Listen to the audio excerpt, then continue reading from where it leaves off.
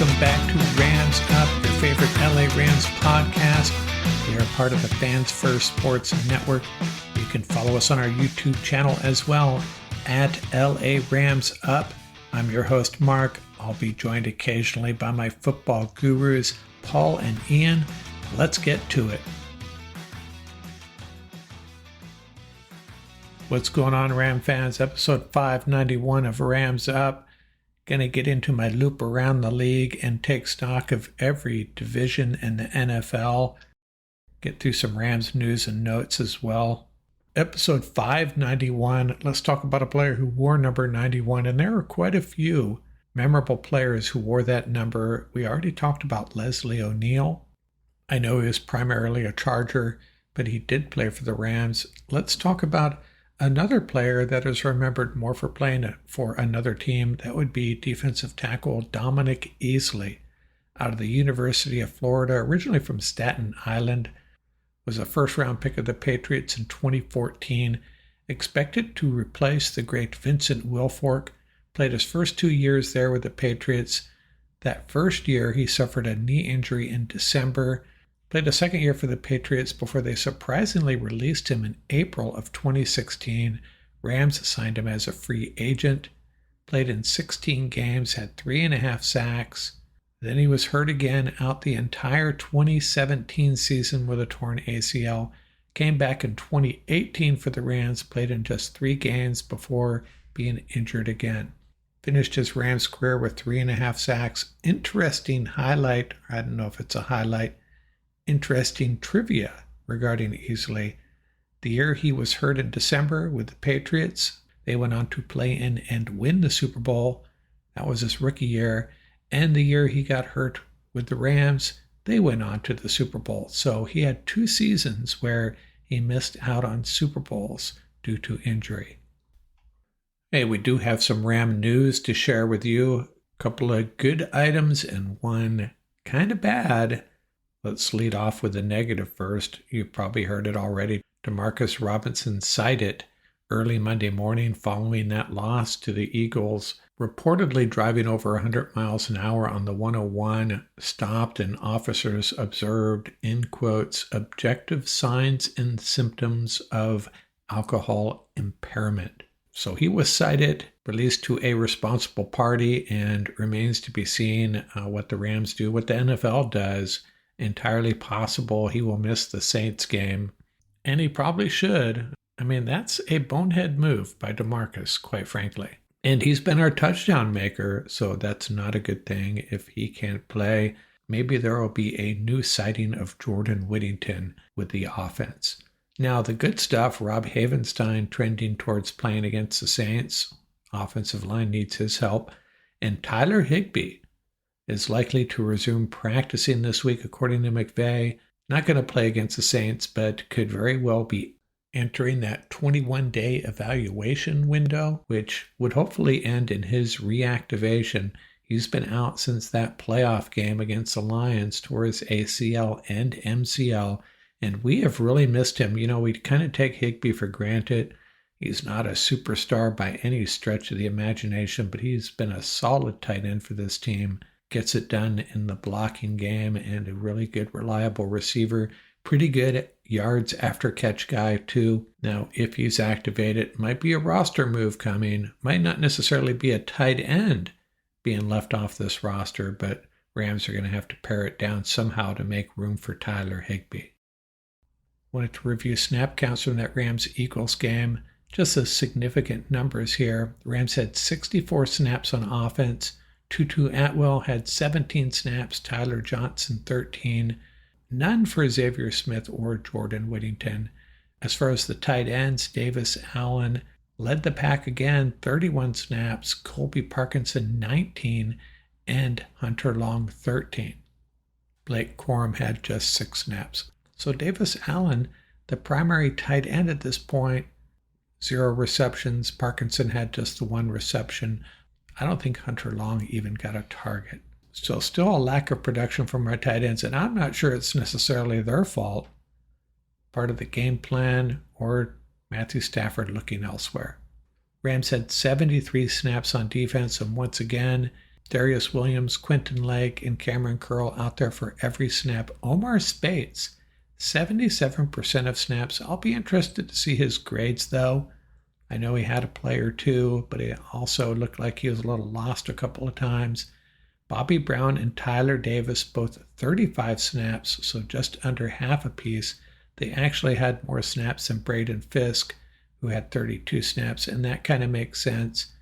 Davis and Brown, bigger bodies against this Eagles run attack, although that didn't necessarily work either. Jonah Williams was activated from the practice squad. He had 5 snaps. Cam Kinchens, 37 snaps at safety. Jalen McCullough, just 12. Hey, let's get to our post-Week 12 loop around the league. We'll touch on every game, and then we'll take a snapshot of the state of each division. Start with that Thursday night game, Browns 24, Steelers 19. What a fun, crazy game. 27 points scored in the fourth quarter in the snow. Browns blew a 12-point lead. Eventful game for Jameis Winston. Ran for a TD, then had a critical turnover, and then led the Browns to the late score. And the Steelers dropped to 8-3. And I said this all along about the Steelers. Not sure if they are all that when it comes playoff time. And another team that might not be all that, a team that I predicted would be facing the Rams in the Super Bowl, the Houston Texans. They lose to the Titans 32-27. They have lost 3 out of their last 4, the Texans have, dropping to 7-4. C.J. Stroud, bested by Will Levis. Stroud threw 2 TD passes, but also threw 2 interceptions. Chiefs 30, Panthers 27, and yet another team that might not be all that. Just not feeling it for the Chiefs right now. Took a last-second field goal for the Chiefs to secure their 10th win against a weak opponent, right? Bryce Young of the Panthers finished 21 of 35 for 262 yards and a touchdown. So maybe he's going to be okay. We'll have to see. Now, the Chiefs did not have Harrison Butker, their prolific kicker, so it was Spencer Schrader kicking the game winner as time ran out there. The Chiefs might be the most unimpressive 10-1 team I can remember. And you know what? They'll be in the playoffs, and they'll probably go on a run, and we'll see them in the Super Bowl once more. Now, you want to talk crazy games. How about the Cowboys' 34-26 win over the Commanders? Wow, that game was fun. 41 points scored in the fourth quarter. Jaden Daniels hooked up with Terry McLaurin, 86 yards with 21 seconds left. It looks like it's heading to overtime, but they missed the extra point.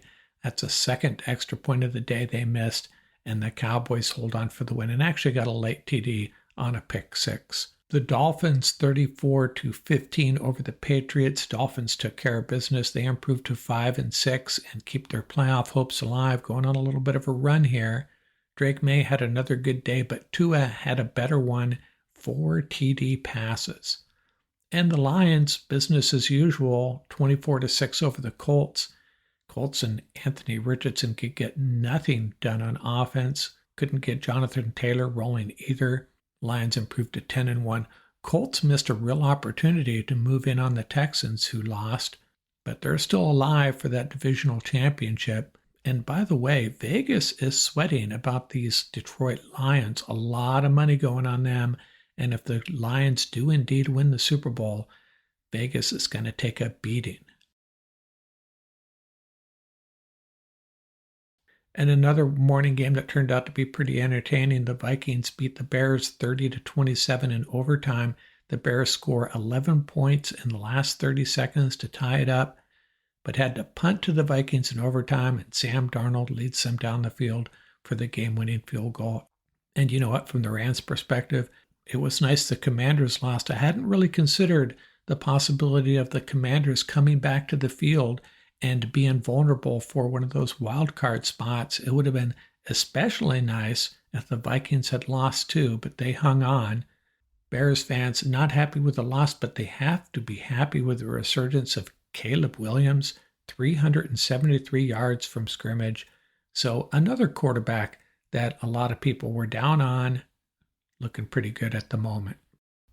In the afternoon games, Broncos 29, Raiders 19. Raiders actually moved the ball pretty well, 377 yards to the Broncos 325, which surprised me. Broncos got a really good defense. Jacoby Myers, 10 catches for 121 yards, but how about Bo Nix? Goes off again, 25 for 42 for 273 yards and 2 TDs. If this Broncos defense continues to play well and Bo Nix continues to improve, Broncos could be a force to deal with in the playoffs. And you know what? I'd be more concerned about the Broncos in the playoffs than the Steelers at this point. That's all I'm going to say about that. And one of the two games us Ram fans were really watching, the Seahawks 16, the Cardinals 6. Game really turned on an interception early in the third quarter. Kobe Bryant snags a Kyler Murray pass, returns it 69 yards for the touchdown. One of only 2 touchdowns in the game. Both quarterbacks were pretty efficient. Murray, 24 for 37 for 285 yards, could not find the end zone though. And Geno Smith, 22 for 31 for 254 yards, had a touchdown pass to JSN. Both ground games really stymied in this one. So the Cardinals fall to 6-5 and the Seahawks improved to 6-5. And in the other NFC West game, the Packers take care of the 49ers 38-10. You know, in my pregame pulse video with Paul Wally a Sunday morning, I expressed that, this is a game the 49ers might rally, backs against the wall, find a way to win, but they were just outgunned in this one on both sides of the ball. Valiant effort in the early going, but they just couldn't hang. Playing shorthanded on both sides of the ball. Christian McCaffrey held to 31 yards rushing on 11 carries. Josh Jacobs for the Packers finished with 106 yards rushing and 3 TDs. McCaffrey, really kind of feel bad for him because he wanted to go to the 49ers because of all those weapons and a chance to win a Super Bowl. And he finds himself playing for a team that right now just isn't what he thought it was going to be. I'm sure of that. But if they start getting guys back, maybe things will change. Still not sure what's going on with Deebo Samuel. He looked really good on a kick return that was called back. But other than that, just had 1 catch for 21 yards. So they're really not going to him, even with Brandon Ayuk out. Something strange going on there with Deebo Samuel, in my opinion. The biggest problem with them, although Brandon Allen played well, he's just not the type of quarterback that can run this offense with limited weapons and be consistently successful, at least not on this day. I don't know what we can say about the Packers based on this result. They just took care of business at home, so good for them. But this is a good moment to share a new sports pet peeve. Can these networks quit selecting games of the week based on the size of fan bases? We should have saw this coming, and I'm sure they did. They got their number 1 crew working this game, highlighting it on their afternoon schedule, and it really wasn't much fun watching this. It was clear that the Cardinal-Seahawks game was probably going to be the more attractive game, the more competitive game, and it turned out to be the case. It's actually kind of funny. You look at the morning slate going into this weekend, and you're like, not very attractive, a lot of crappy games. Who's really excited about the Vikings, Bears, the Bucks, Giants, the Cowboys, Commanders, Patriots, Dolphins, Chiefs, Panthers, Titans, Texans? No, let's get to those afternoon games. Can't wait for them. And it turns out the morning games were electric, at least a couple of them, and there were some upsets to boot. Now, I know the number 1 priority for networks is maximizing viewership, but it still kind of sucks for the rest of us. And on Monday night, Harbaugh Bowl, Ravens beat the Chargers 30-23. So Derrick Henry had 140 yards rushing in that game. Ravens had 212 total rushing yards. So back-to-back nights combining Henry and Barkley, 395 yards rushing by those 2 individuals against their hosts at SoFi. And despite giving up those 30 points, the Chargers still lead the league in points allowed per game, just under 16. So what is the state of the playoff races in each division? Well, in the AFC East, the Bills in control at 9-2. Dolphins could still make a run, 5-6. Outside looking in at the moment. In the AFC North, the Steelers have a half game edge on the Ravens. Steelers 8-3, Ravens 8-4.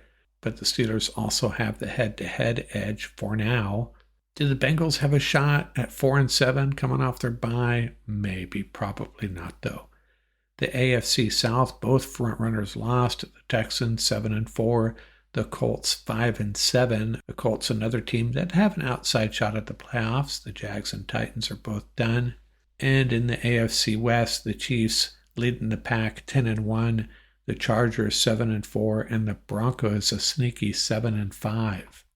So right now, the likely stacking of the playoff teams in the AFC, the Chiefs would be the number 1 seed. However, if the Chiefs drop a game and they end up tied with the Bills, currently the number 2 seed, the Bills would win that tiebreaker due to the head-to-head.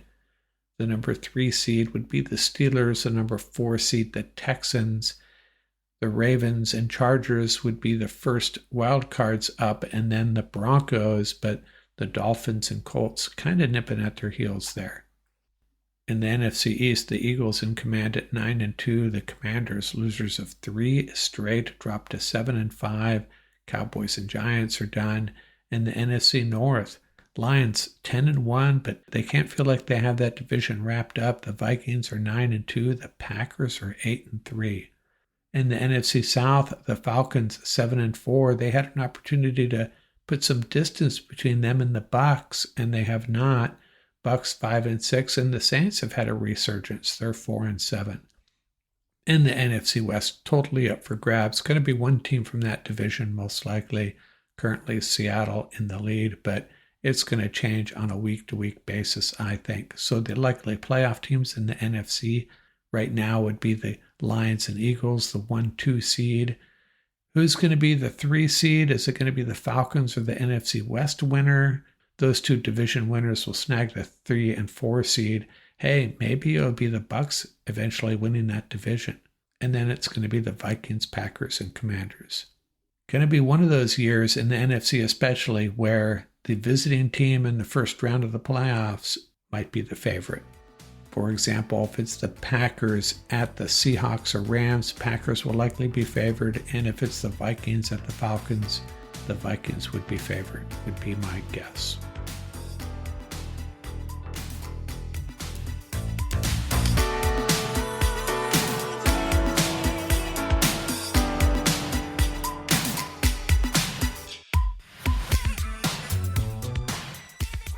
That's going to do it for this episode. Remember, you can reach us at ramsuppodcast@gmail.com. And don't forget about our YouTube channel. Our handle is at laramsup.com. Till next time, keep the horns up, stay safe, and have fun out there.